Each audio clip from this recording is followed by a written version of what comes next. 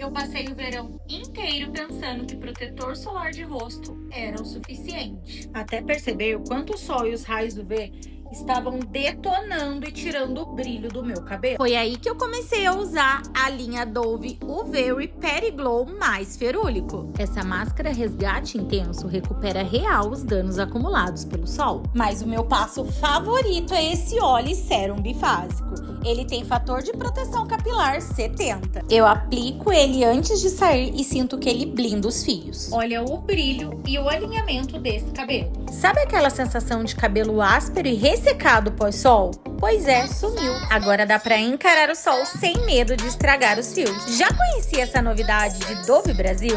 Me conta aqui nos comentários.